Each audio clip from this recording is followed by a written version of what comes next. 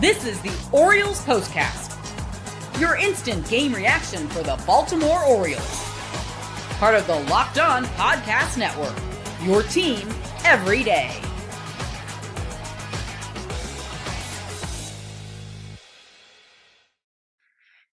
Well, that one leaves a bad taste in your mouth. I generally don't like going on after these, but man, you got to do them sometimes. And yeah, this is going to be a bad one. 8-2 loss to the hands of the Kansas City Royals as the Baltimore Orioles fall now 3 in a row. I got a bad feeling about this one, an 8-2 loss at Kauffman Stadium here on this Friday night. But thank you for joining me. My name is Luke Slabaugh. I am the POSTCAST host on the Locked On Podcast Network, walking you through Baltimore Orioles post-game reactions after every game this season. Missed the one yesterday. The finale against Boston had some things come up. However, most of these 150, 160 games a year, I will be with you. Instant reaction all season long here on the POSTCAST. Connor Newcomb still runs the Daily Show 5 days a week. I'm here to fill in those gaps on a Friday night, tomorrow, and Sunday as the Orioles are now in Kansas City, Missouri. You could hear the audible frustration from the Masson broadcast with Kevin Brown and Ben McDonald.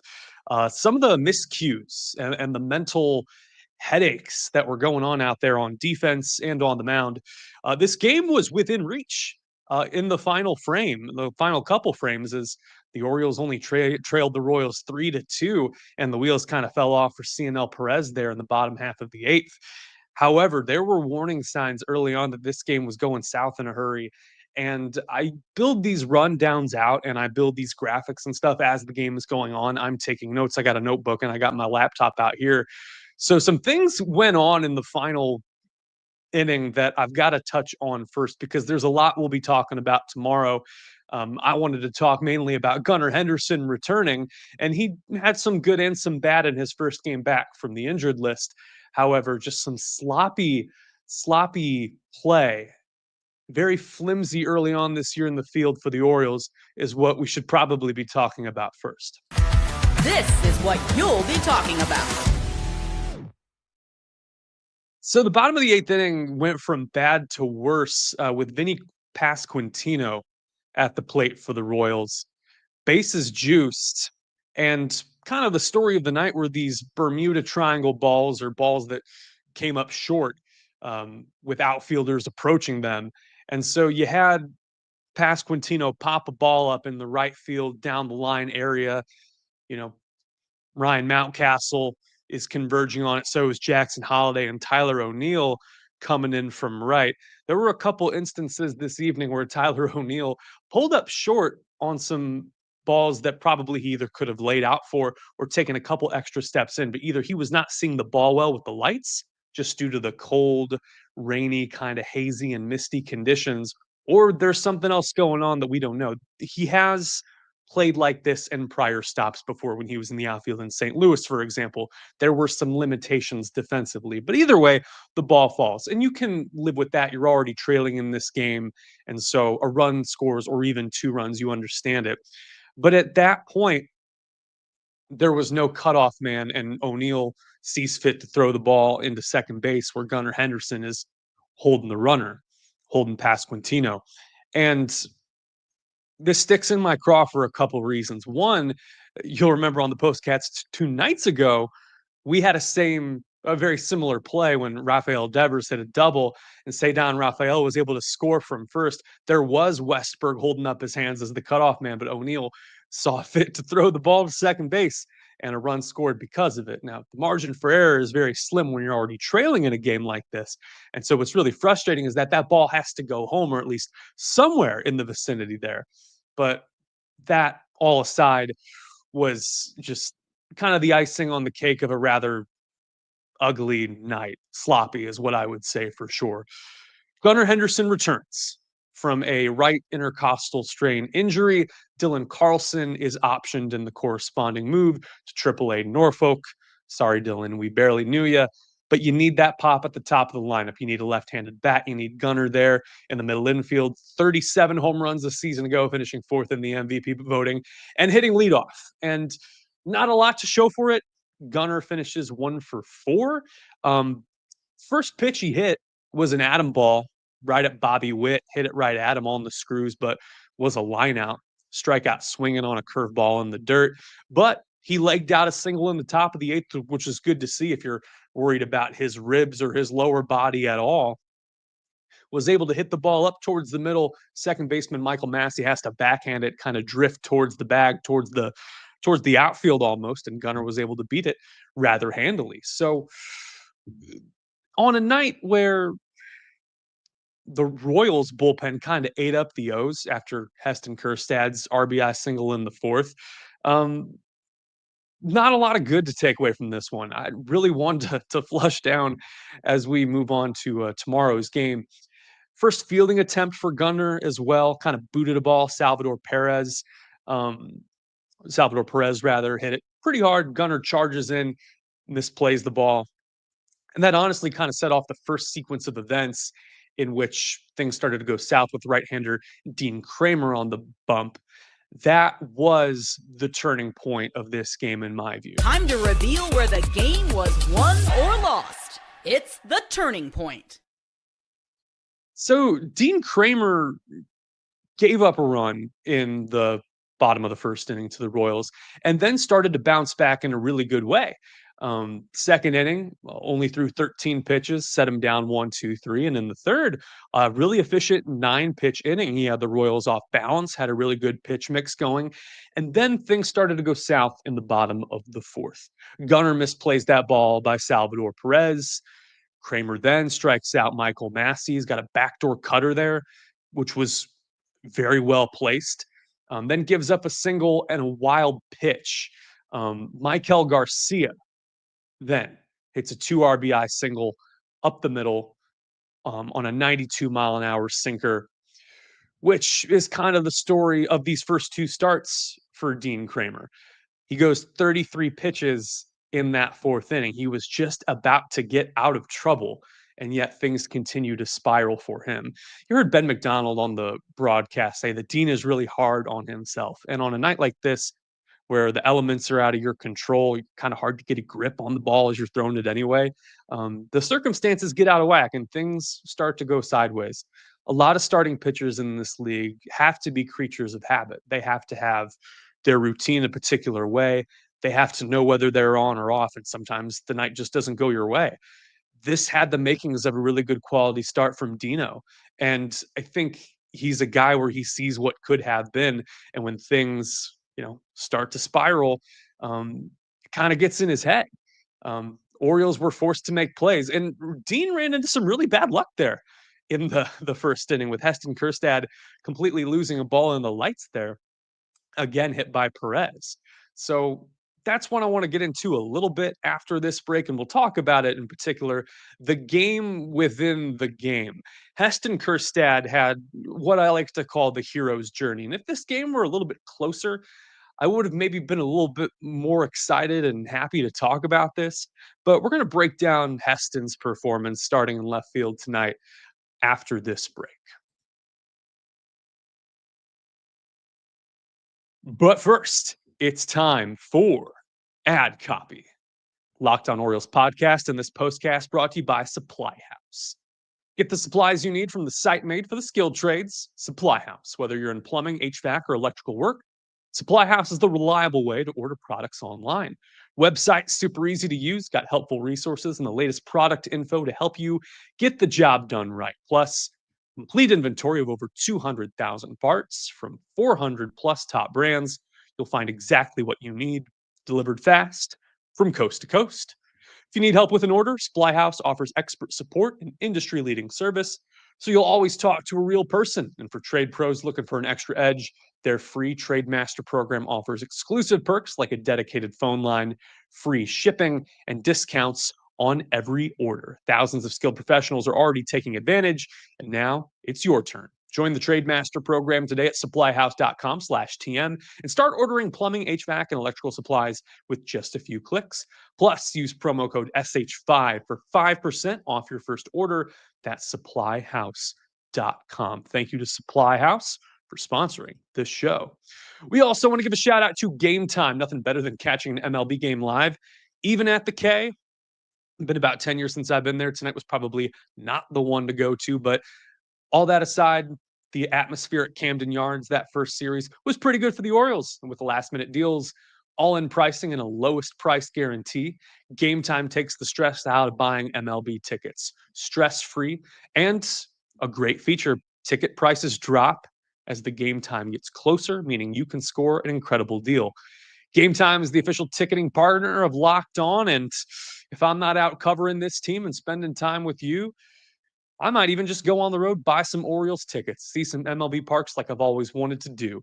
Also, get to preview the seat before you buy it. So, no bad surprises, no columns or pillars in the way if you so choose. So, take the guesswork out of buying tickets with Game Time. Download the Game Time app, create an account, and use code Locked On MLB. That's all one word, Locked On MLB, for $20 off your first purchase. Terms apply. Again, create an account and redeem code Locked On MLB for $20 off.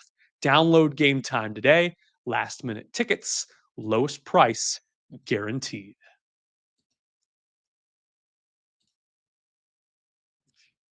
Last bit of this show. I appreciate you again hanging on and watching me tonight here on the Orioles postcast. My name is Luke Slabaugh, talking about an 8-2 loss to the Kansas City Royals.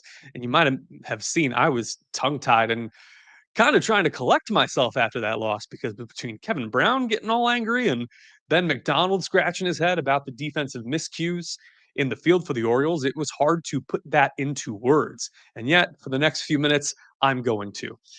Heston Kjerstad is one of the most intriguing young players in this organization because he finally gets the chance to prove himself. Colton Cowser broke his thumb sliding into first base in Toronto, and he will be a non-factor until June. And so someone's got to play in left field. Heston Kjerstad is going to take up that mantle, and the bat has always profiled really well. In fact, if you go back and look at some of the Zips and Steamer projections for Heston Kjerstad this season, the computers and the analysts and the scouts are really high on Heston, product out of the University of Arkansas, and they originally didn't see him playing more than 81 to 110 games.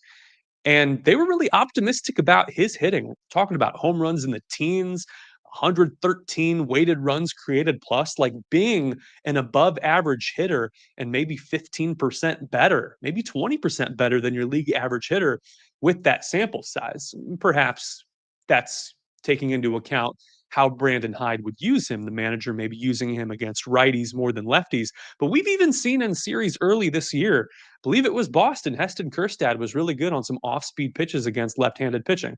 So there's a lot to like. Unfortunately, today is one of those learning lessons, a game within a game. I think Heston Kjerstad went through the hero's journey over the span of maybe 2 or 3 innings.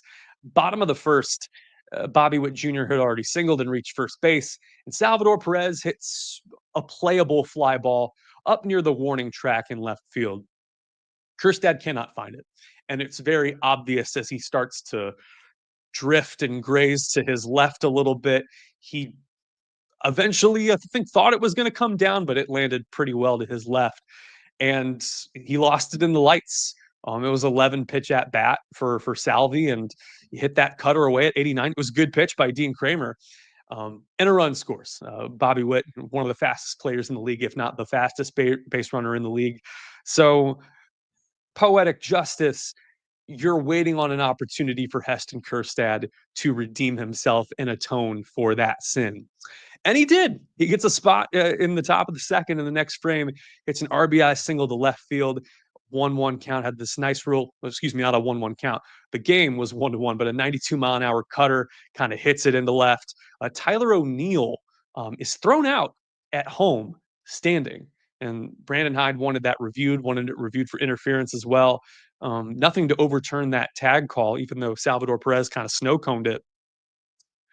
And aside on Tyler O'Neill, because we talked game 1 this season about base running fears, phobias, incidents in the past. A couple of years ago in St. Louis, he was thrown out on a relay throw to home that most league average runners probably could have legged out.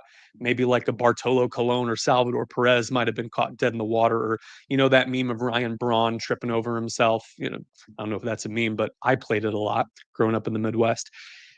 But O'Neill has had issues base running in the past, and that was kind of the beginning of the divorce. Him in St. Louis, and him and Ollie Marmol at that time, and so after he scored on a heads-up play in Game 1 in that 12-2 win in Toronto, I was like, wow, close the chapter on that book, move on, and maybe this is a new and improved Tyler O'Neill. And again, this is one game. I'm not going to make any big gestures or accusations or nothing like that. That's not my job, and that's not what I'm going to do. Really great power hitter, athletic, good guy, great guy. But again, this is one of those things where I don't know if he was looking for a teammate for help, but on a play like that, I mean, you're drifting probably towards the inside of the running lane and you're trying to slide, if you even know that a relay is possible, because that ball was not hit particularly deep into left field. I believe Jonathan India scooped it up. I feel like that's a play you got to slide. And at the time, it seemed more important than it ended up being. Obviously, look at the final score and it's 8-2, and you're thinking, yeah, what's one run? It probably means a lot for the momentum of this game in the middle innings. Again, going into the bottom of the 8th with a 3-2 ball game, that's one of those things that kind of sticks in my craw. Heston also had a really good single in the 4th, off of Seth Lugo. I was trying to say Seth Green, but Lugo, 16-game winner a year ago, Gold Glover, All-Star. A good story for Kansas City. Seth Green. My goodness. But he held his hands back again. First pitch breaking ball, 73-mile-an-hour curve. Again, the bat is there, and it seems like the skills and the adjusting to pitches and the counts, great. And then he struck out looking 10-pitch at bat, mind you, in the 7th inning. But kind of a mixed bag for Heston Kjerstad. But like I say, the hero's journey. He embarks on a journey. He's taken over for Colton Cowser in left field, particularly against righties. Faces some challenges early on, learns a lesson, then overcomes some obstacles. So I'm high on him. I think he's got real potential. But I will say this. He had 3 more chances to prove himself in the field on pop flies. He did well. And you will know what you have in Heston Kjerstad by season's end. Is he a starter? Potential trade chip? Maybe not what the Orioles hoped for. He's 26 years old. He's arbitration eligible in 2028 and team control through 2030. So maybe there's a huge breakout season looming here. He certainly has the opportunity to prove himself, but given the club control and the salary control right now, I think Orioles fans should embrace what they have and cheer this guy on. Again, it's going to be some learning curves out there. And I mean, for all we talk about losing a ball in the lights, like, you lose a ball just in general. Major league pop fly is not for the faint of heart. And I think we all learned that in high school or college. So we look forward to tomorrow, 4:10 projected first pitch Eastern time. We get to see the return of Tomoyuki Sagano. He's expected to start after leaving his debut with right hand cramps. He only went 4 innings against Toronto. We didn't really see probably the best side of him. 73 pitches, wasn't very efficient. Struggled with his command early on, walked 2, only had a strikeout.